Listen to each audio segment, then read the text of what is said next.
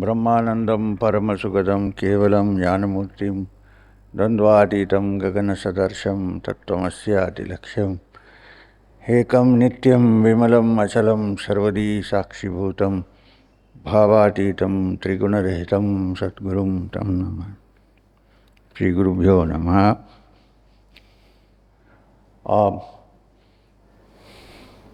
How many people are there who cannot follow Hindi?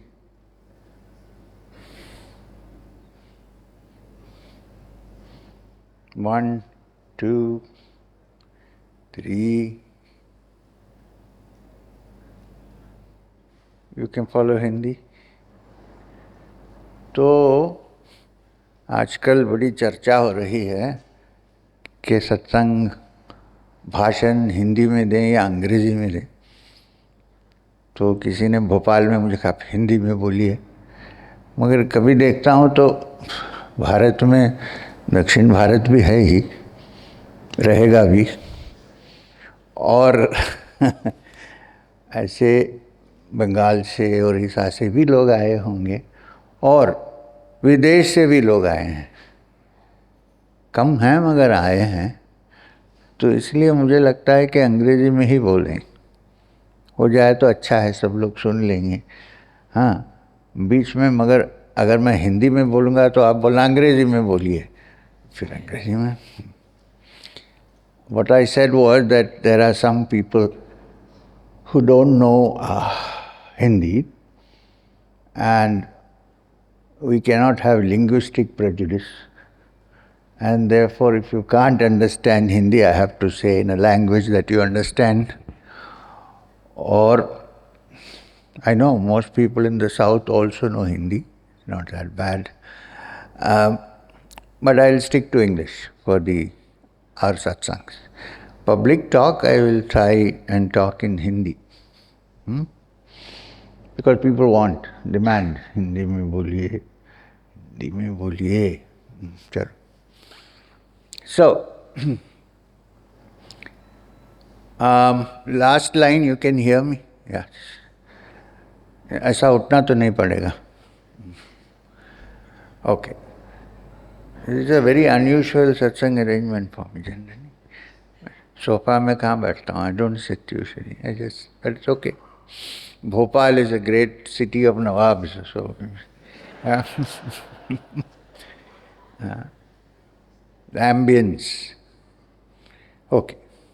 So, basic question is, I see some new people, new faces. I see some people who have been coming for years.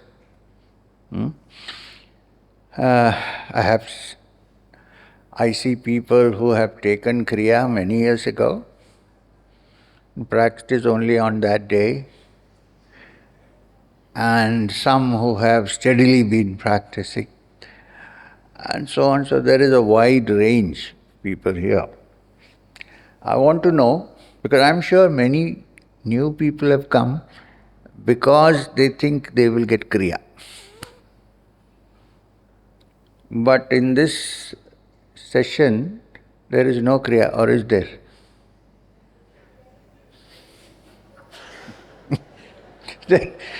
ठीक है. Anyway, I will certainly discuss and teach Kriya at the end. But we need to start from the beginning, not go directly to the end. Because Kriya, after all, is a practice. The meaning of Kriya is anything that is practiced. Kriya karam, anything that is practiced is Kriya. And in the Yoga Shastras, there are numerous Kriyas. There is not one Kriya, many Kriyas, which means some kind of practice which one can do regularly, practically, which will help one to move forward on the spiritual path. This is Kriya. So, there are many Kriyas. We cannot say, no, there is only one Kriya. Any practice that involves sitting down in meditation and practicing something like japa and pranayam, any one of these things or both together is all automatically a Kriya. But when I say Kriya, I am talking about a particular Kriya that has come down to me from Sri Guru Babaji, who some people call Mahavatar Babaji, and Maheshwarnath Babaji, my Parama Puja personal Guru, Maheshwarnath Babaji. This Kriya that has come to me is what you will learn at the end. Please, I am not going to discuss Kriya today. This is an introductory talk today where we get to know each other. But then, mostly I have to talk, I think. If I let everyone talk and introduce themselves, it will be 8 o'clock by the time we leave from here. So it's a 1 hour introduction. I just want to get rid of any fear that you have, that you will be sucked into some kind of a cult, or that tomorrow you will be asked to wear pajama kurta, or have your hair in a different fashion, or anything of nothing is that. None of these things are applicable. You lead your normal life. When I say normal life, many of us lead abnormal lives. So lead your normal life, do whatever practices that you are doing which you think is bringing about a spiritual change, and then at the end of the satsang, maybe tomorrow or day after, how many days is this satsang? Tomorrow, day after, and the day after full or half? Full. So we have half. So that means that we have ample time, sufficient time. So let me not get you into a practice right now. Let's do it. Why we practice, where are we going, what is the... Okay. Now the idea is, all of us are searching for happiness. Everyone. Whether you practice Kriya or you don't practice Kriya. So why I want to do this is because even in the Yoga Shastra, now Patanjali's Yoga Sutras are considered to be the standard textbook on the practice of yoga by all.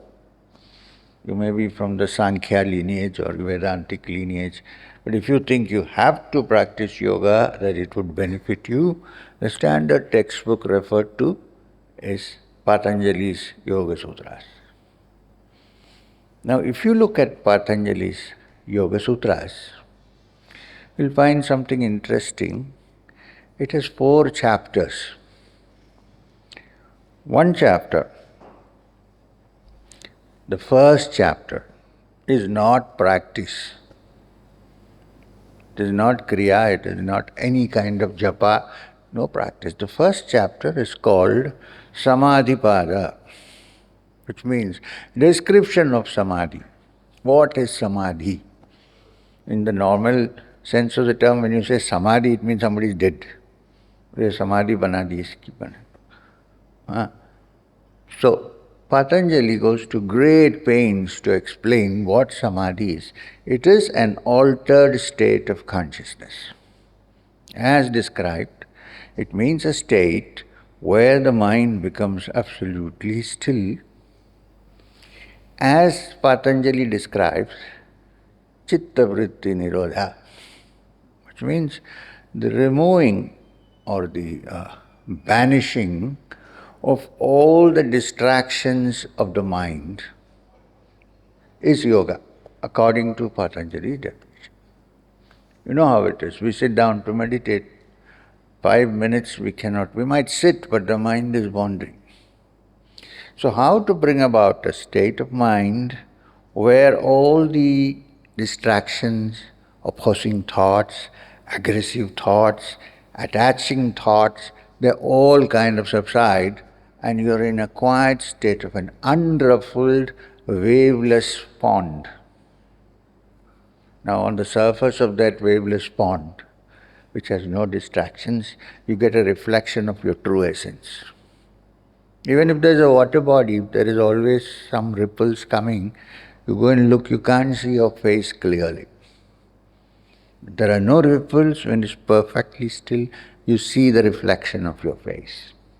So Patanjali, who of course belongs to the Yoga Darshana, which derives quite a lot of things from the Sankhya Darshana, says that Kaivalya is a state. The word used in Yoga, Darshana and Sankhya for moksha, nirvana and so on is Kaivalya. So, steps are described on how to get there. But before that, a description is given what could be samadhi. It should be a state which is untouched by the turmoil that happens, untouched and quiet from all distractions.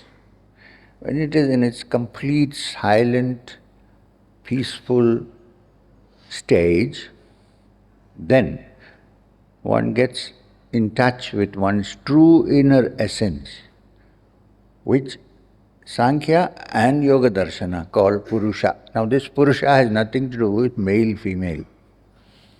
This Purusha means pure spirit, that which is never born and therefore never dies. Anything that is born has to die. And the Yoga Shastra says that is your essential being. Now to find that, you have to make the mind free of all vrittis. Right. So this is the discriminant. There are many kinds of samadhi. Sometimes samadhi is like you're completely unaware of your surroundings and only the Purusha is functioning. And you're absorbed and always accompanied by bliss and ecstasy. Always. Which is why we say that what we seek even in the outside world is actually an indirect seeking for that ecstasy and fulfillment that happens in samadhi. So in a way, even if somebody says, I'm not interested in meditation, he's still searching for it. The same thing. This is samadhi. There are many kinds of samadhi. We don't go into the technical details, but since we are on the subject, Savikalpa Samadhi is when you are in that peace, quietness of a trance, which is an altered state of consciousness, you're free. But it's a savikalpa, which means there are vikalpas. Seeds of thought and distraction are still there in your mind. So that when you come out, you're again caught up by it. To some extent, maybe not fully. Now, Nirvikalpa means in that state which comes through constant savikalpa. Nirvikalpa is a state when, even when you wake up from the trance, your mind is not distracted. All this, it's also called Nirbija Samadhi. All the seeds that could sprout, which cause all the distractions, have been removed from the roots. Now, then, when one experiences Nirvikalpa Samadhi, and depending on one's past, some period of time, then one gets into what is called Sahaja Samadhi, where while you are speaking, talking, while your eyes are open, also when your eyes are closed, there is a constant flow of the inner bliss and awareness of the Purusha. Now then, you don't have to sit down and go into it. It's always there. But this is dangerous to say because people will practice Kriya for 2 days and say from the 3rd day, I have reached Sahaja Samadhi. I don't have to do it. Not the case. So, this is the Samadhi, but if you read the Samadhi Pada, there are more details, how the thought process works and how it can be stilled and so on and so forth. The second chapter is what the practice is discussed. And the second adhyaya is called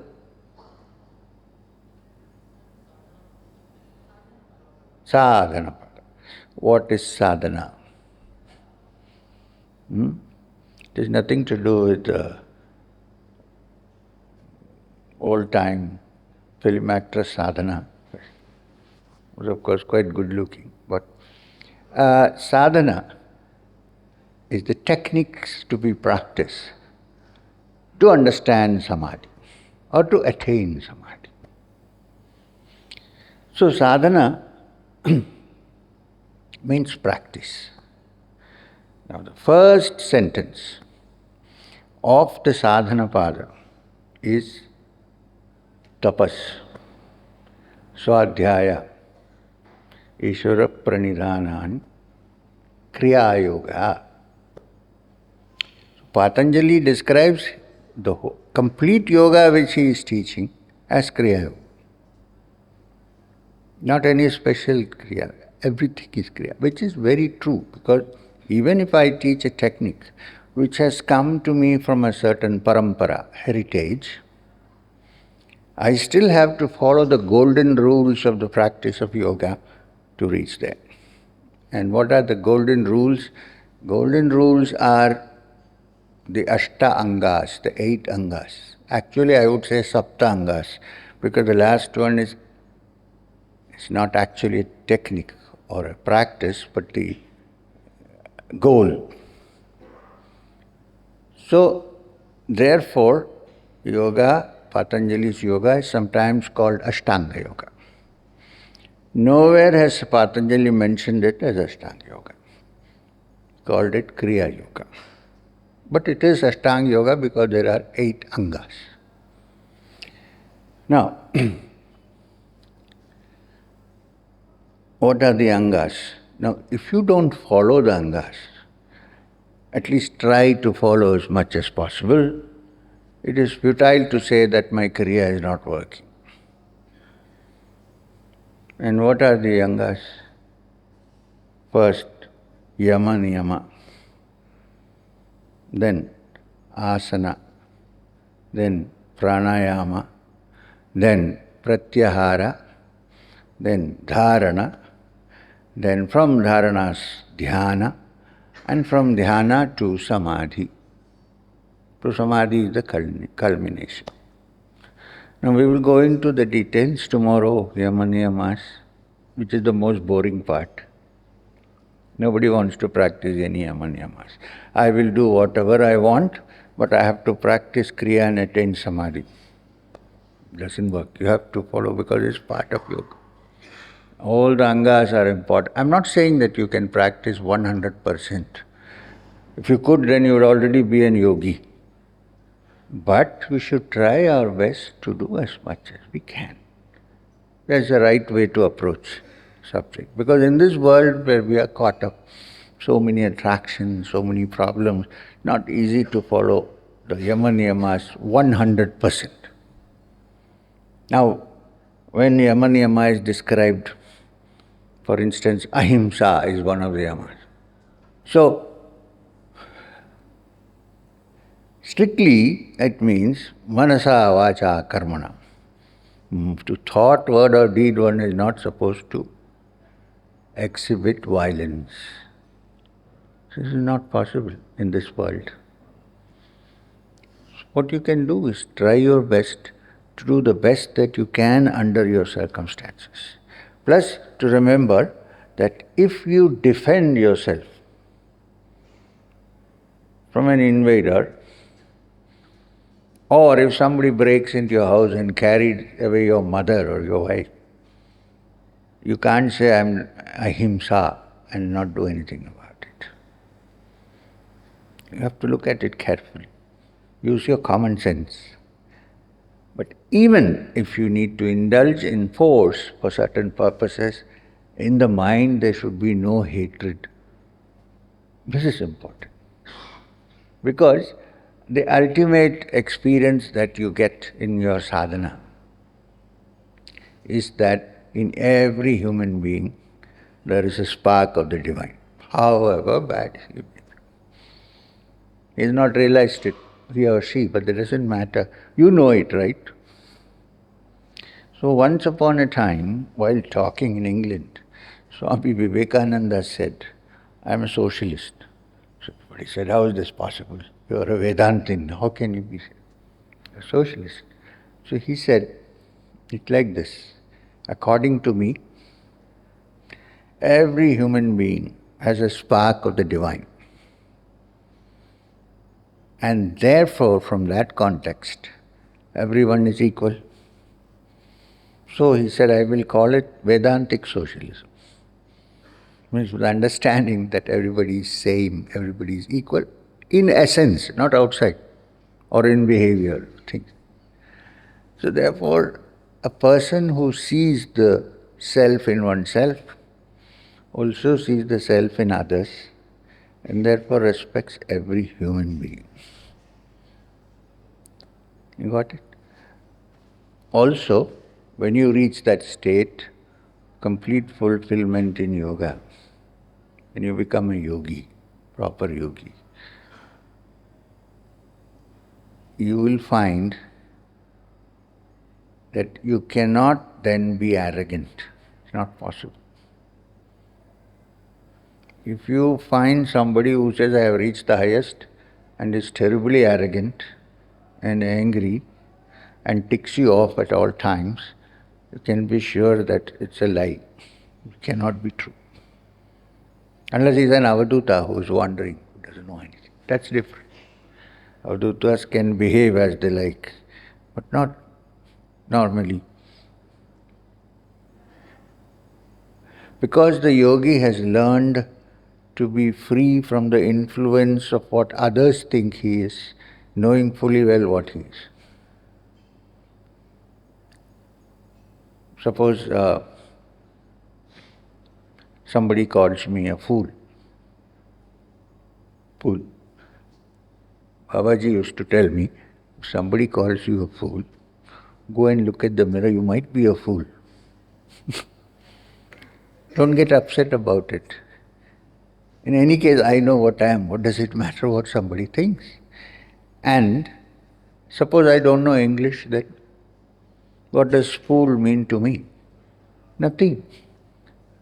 And knowing Hindi, I might think you're calling me a fool and be very happy about it. So it's all a question of language, words, and so on. Shouldn't get caught up in that. Okay. Now,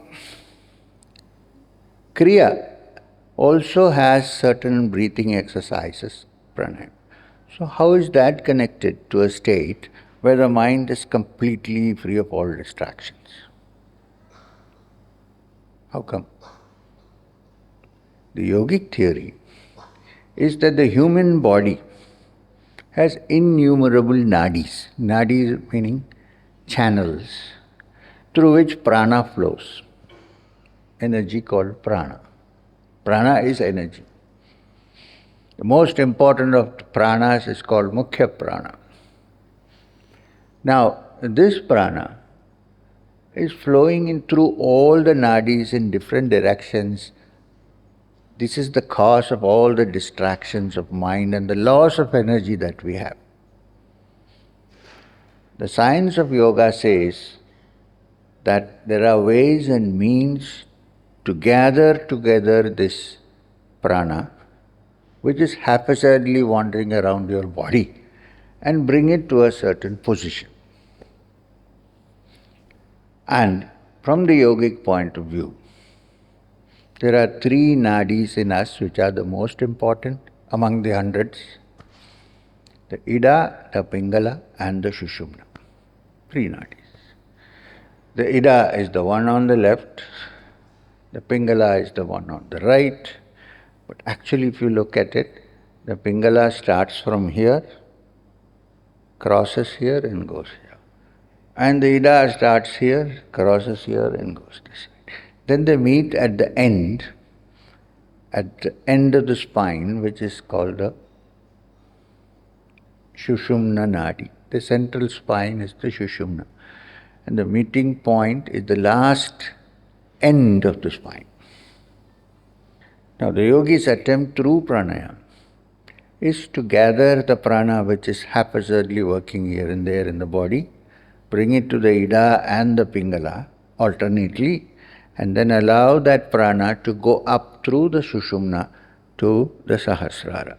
This is the aim, and therefore pranayam is linked to it. So how is it linked? Prana, breath is Shwasa.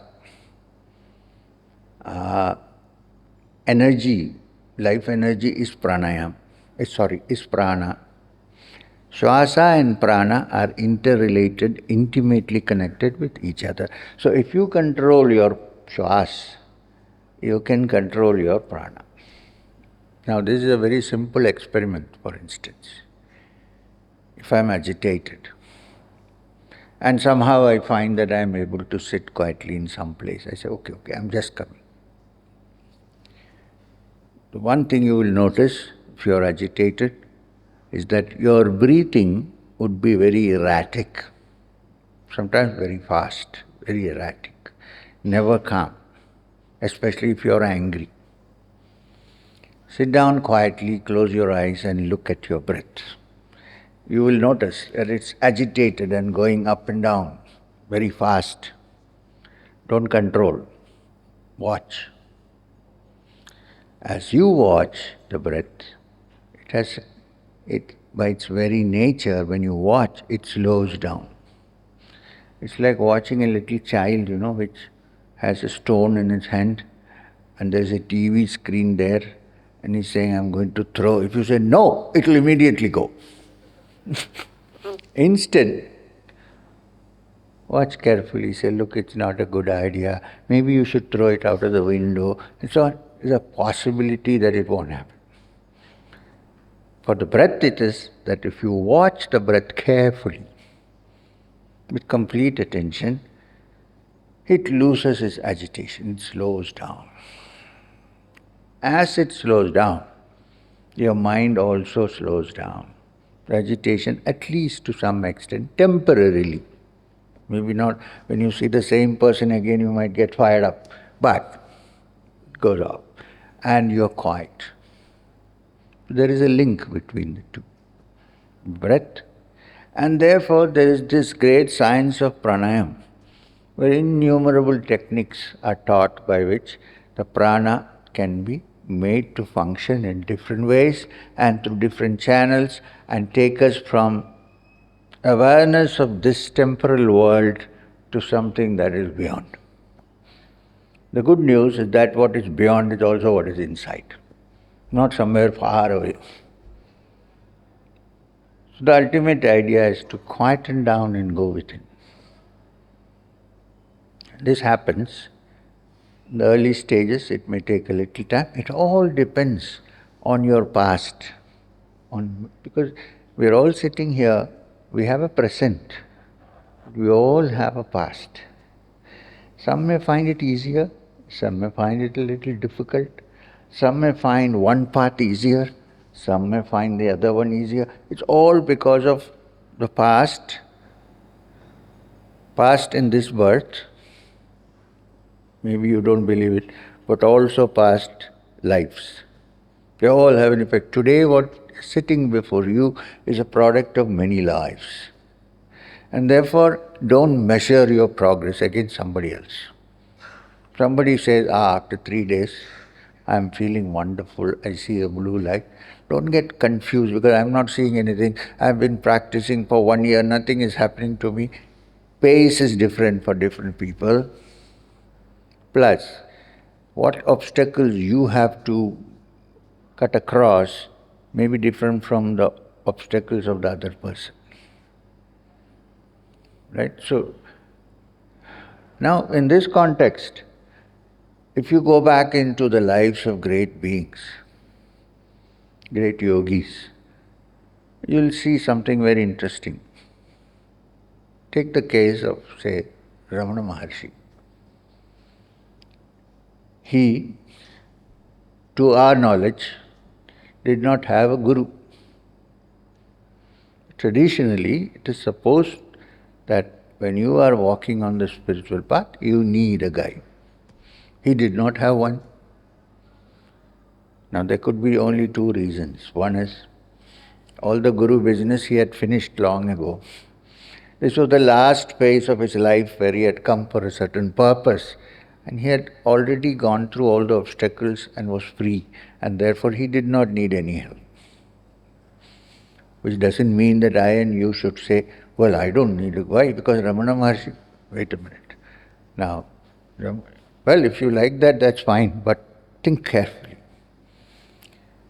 When Ramana Maharshi sat down, you cannot show a single picture to me in which Ramana Maharshi's eyes are closed. Have you ever seen one? They are open. He did not have the necessity to go into meditation or close his eyes or pull his eyes up to the top of the head or anything of that kind. He just sat down, his eyes open, the inside and the outside were the same to him. Now you cannot imitate that. That's what I'm trying to say. Don't imitate. Ramana Maharshi never closed. So I will also meditate like this. Is this possible? I mean, you see, this, out of arrogance, people say, I want to be Ramana, but you are not.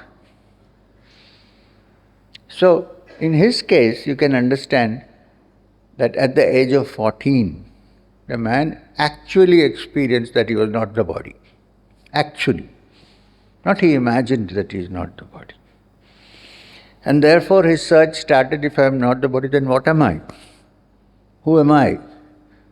So does it mean that if I sit down and keep saying, who am I, who am I, who am I? That's a chant, it's not an inquiry. The mind is saying, who am I? It's listening to who am I and is going on.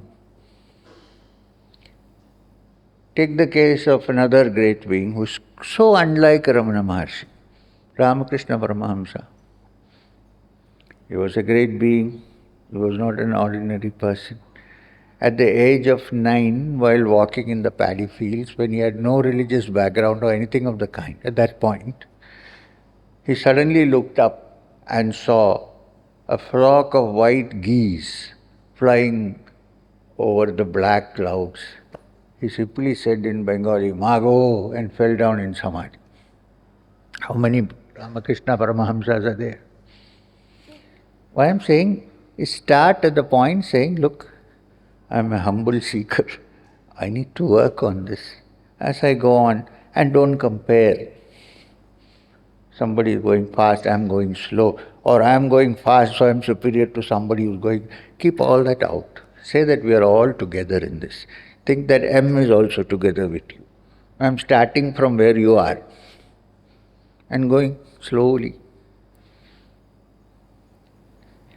So different kinds of people have come to this earth and everyone carries their past impressions. So therefore, generally, a guide is required. Not a guide who sits on the top in one throne and you go and wriggle like a worm in front of him. No. What you need is someone like a friend who says, okay, let's look into this together. I'm not saying I should go and sit in your lap. No. Please don't misunderstand me. What I mean to say is that we should say, okay, I know they are starting somewhere, let me go to that position and we'll discuss and move forward.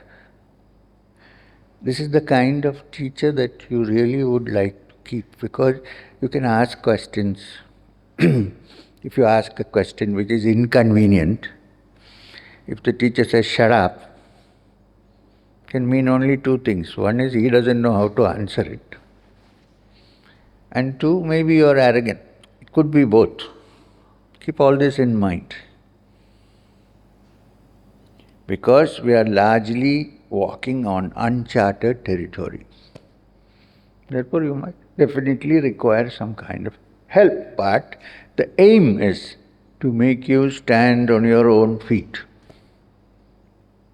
Babaji used to always tell me, all the training I am giving, that you stand on your own feet.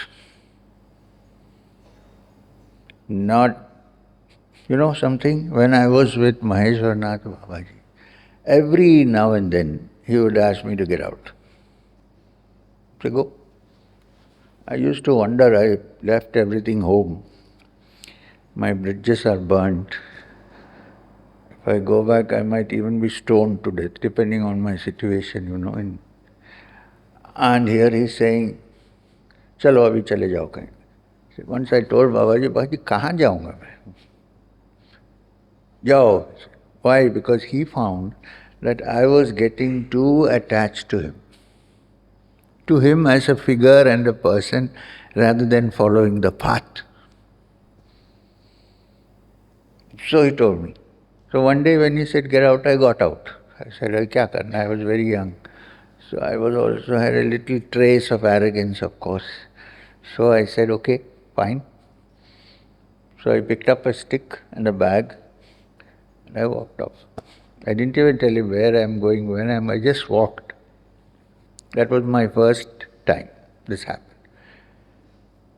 I walked across, I thought I'd go to Uttarkashi. This was from Rishikesh, from Arundhati Ki. Said we go to maybe Uttarkashi and beyond. Thought I will go to Gangotri. Chalo, theek.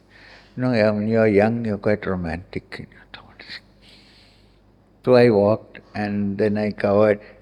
The Chandrabhaga river used to flow beautifully there. Now it's been diverted. Some dam, it looks terrible. Anyway, that time it was beautiful. White peacocks used to dance there. So I went, it started raining, and I said to myself, this is how yogis live. If it rains, you get wet. When the sun comes, you're dry. This is how it should be. Babaji is probably teaching me a lesson. I forgot that I might get pneumonia. There was no such thought. So I went. After going, then another sadhu came with me. And he started lecturing. I'm an ex-judge from some court, something. After some time I said, Babaji, please, आप मुझे छोड़ दीजिए, मैं अकेला जाना चाहता हूँ, आप बात मत कीजिए. He said, ठीक है. He got very upset. He said, ठीक है, जाओ. Then I was going alone on a small path near the river. Behind me I heard somebody coming. Could be an animal. In those areas. So crunching of the dry leaves and branches, twigs. I said, somebody is again following me. I stopped, closed my eyes. I hoped that Babaji was coming to get me back. But actually I had no hope, but I hoped. And I said, maybe Babaji. And then I heard that word which only he could say so beautifully that it would melt my heart. I heard Madhu, because he had given me the name Madhukarnath. He always called me Madhu. Madhu. I decided I will not turn. This could happen to me. It could happen to anybody, right? Anyway, I said, I'm not turning. Then he again called me, Madhu. And he put one hand on my shoulder from behind. Then I turned. I couldn't help it. I turned. I was on the verge of crying. I said, no, I'm a yogi. I turned. And Babaji asked me, kahan ja rahe ho? I said, Babaji, आपने कहा जाओ, मैं जा रहा हूँ. कहाँ जा रहा हूँ मुझे क्या पता है, मैं तो जा रहा हूँ. I'm going. You said go, so I'm going. Where? I don't know. I'm going. He said, oh, you're going because I said to go. I said, yes. He said, then if I say come back, you'll come back. I said, yes. I was hoping to say no. I wanted to say no. I said, if he says come back, I'll say, no, I'm not coming. I'm going to Uttarkashi. But when he said, तुम वापस आओगे ना, तो मुझे हाँ वापस आऊँगा. I went back with him. Then he told me, how did you feel when you left me? I said, Babaji, I felt sad, but in a way I felt free. He said that freedom is the aim. He said, stand on your own feet. The Atman which is in me, which I have fully realized, is also in you. Hidden, of course. But in time, when you find that, you will require no help, no support. You'll be free. This is what I want you. And believe me, this is what I want you to do. You don't hope to get to Samadhi by just following me only. It doesn't work that way. You can sit at your home and you can do your sadhana and reach there. Yeah, when help is required, it will come in some way or the other. Keep this in mind. And I'm not writing off my responsibility. If you take Kriya from me, I'm responsible for it in many ways. No doubt about it. But you don't have to stick to me. Now, I'm a free person. I don't even like my family sticking to me. Imagine somebody else. Even my mother could not stick to me. So, these are some of the things I wanted to discuss with you so that you will be perfectly comfortable and relate as we go along in the satsang, person to person, in a nice way. This is why I wanted to tell you this. So tomorrow as we go along, we'll see how it progresses. You're free to ask questions, but the problem is, when there are so many people around, if everybody asks questions, I will only be answering the questions. No other teaching is possible. So, where and when required, yes. My suggestion, as we did last time, is to write the questions. In fact, there were so many questions when I said in a chit that I promised everyone that each one of these will be answered. So many people thought maybe email. But if those who had come the last retreat think about it now, they will see that those questions to some extent have already been answered. Not through YouTube, but through iTunes. So, sometimes it's possible to personally talk, but sometimes it is not possible. And day by day the number of people are growing, which is a bad and a good sign, both. So,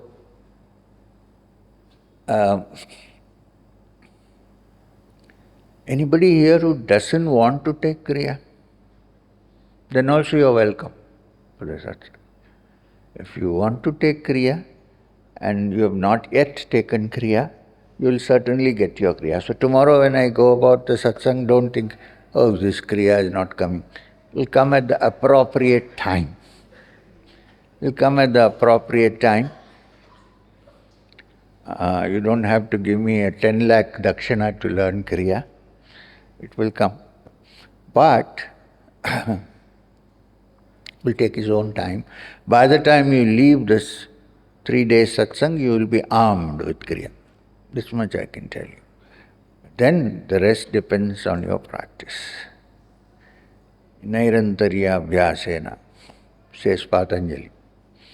Regular practice is essential. Yama Niyamas have to be followed to the best extent possible. If you are a devotional person and if you are a bhakta, Kriya will help you to increase your devotion. We have no conditions, no rules, no regulations which say, I should go to a temple or I should not go to a temple. If you don't wish to, it's fine, but I go, I love it. So, it could help you in some way. So there are no such rules and regulations about clothes, about eating, yes. If you are a practicing yogi, as much as possible, I would say fully, try not to poison your body with foods which are obtained through causing injury to animals. Please. Animals are not there for us to eat them. Don't make your tummy a cremation ground, burial ground for dead animals. If you look at it that way, it's horrible. There are so many wonderful things to eat in this world. We have enough protein, enough everything. And now, see, we are likely to imitate the West generally. It's been happening for ages. You go to the West today, people are not even vegetarian, they're becoming vegan. Why can't we move out a bit? It has nothing to do with religion, please. It's to do with caring for other living beings. Oh, people say, but then if you eat oh, vegetables, they also have life. Yeah, but they don't have a brain developed enough to feel the pain that a fully developed animal feels. Plus, when you eat an apple from a tree, you're eating one apple, you're not destroying the tree. When you eat an animal, it's a complete unit that's going.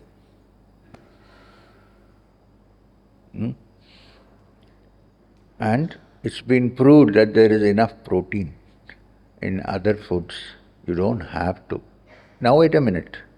Don't say I will start. If I tell you if you have to start Kriya, then you have to be vegetarian. It's not going to work. I know that.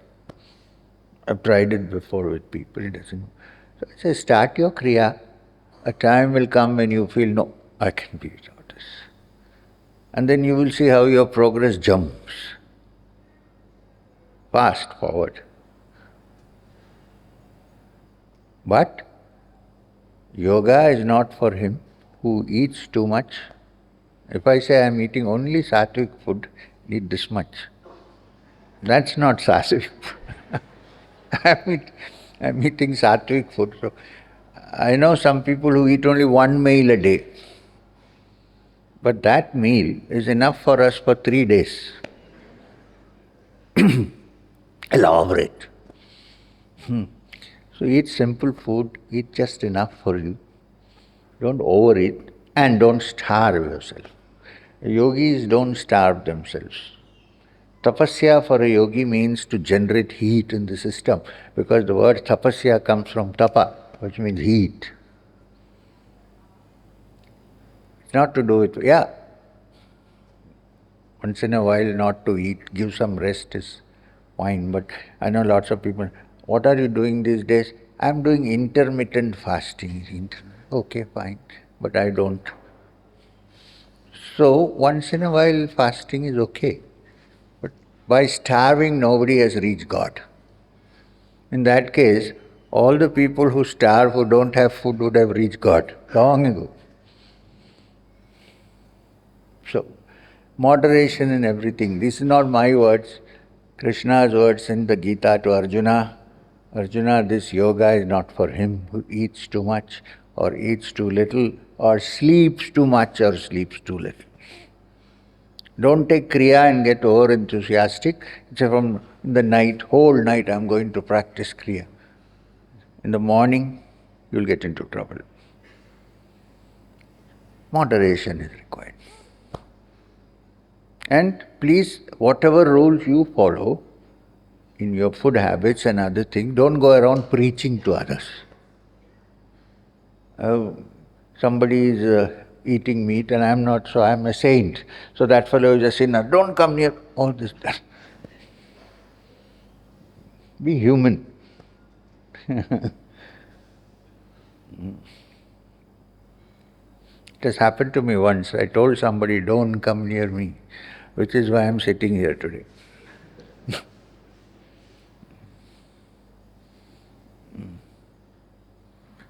So, maybe that was a good thing, huh? I know it. So this is what it is. It is 5:30 now. So I hope we will have a nice satsang for the next 2.5 days, and we will also learn Kriya. Tomorrow when I come, I'm going to go into the root knowledge that we have, the most ancient source that we have, which is the Upanishad. We will do that for a day or maybe for half a day, and then we'll go to the next step. And by the time you go back, we will also be finishing with the Kriya. And when I teach Kriya, every step you will practice and go forward. Not go home and practice now. So, tomorrow is okay. tomorrow there is no Kriya in the morning, so you have your breakfast as much as you want. But day after tomorrow when you come, keep it light.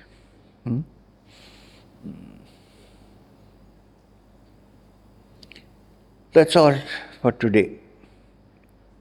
So I have introduced myself, and you haven't verbally introduced yourself, but I know you all by now.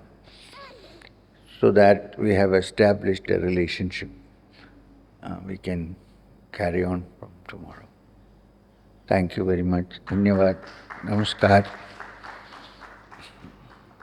So now, we have a half an hour of silent meditation. Now, you can meditate in any way you like, if you already know some kind of meditation. Or you can just chant a mantra, whichever you have learned, whatever you have learned, and sit quiet. If none of these are happening, then I'm going to tell you something which you can do. It is Kriya, but it is a short part of Kriya. Don't do anything now.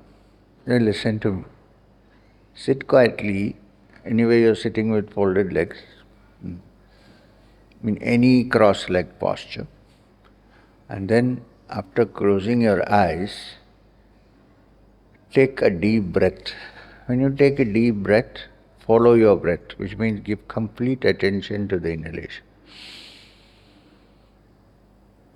Hold it for a second, not too much. Exhale. When you exhale, give complete attention to your exhalation. And when you inhale, in your mind, chant the mantra Hum.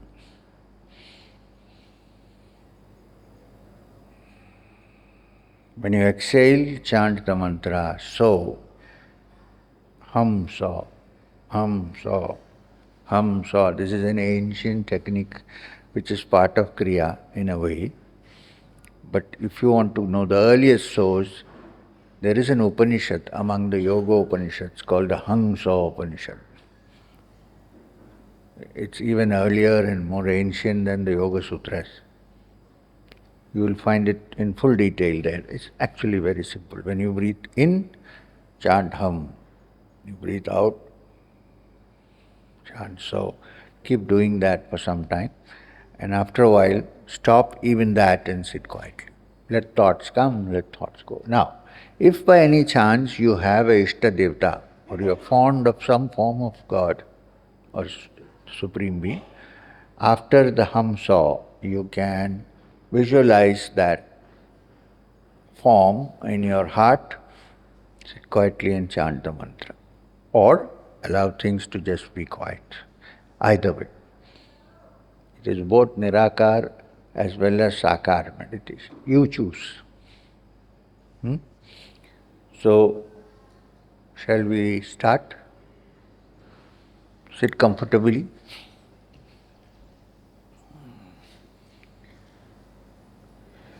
Close your eyes. Relax.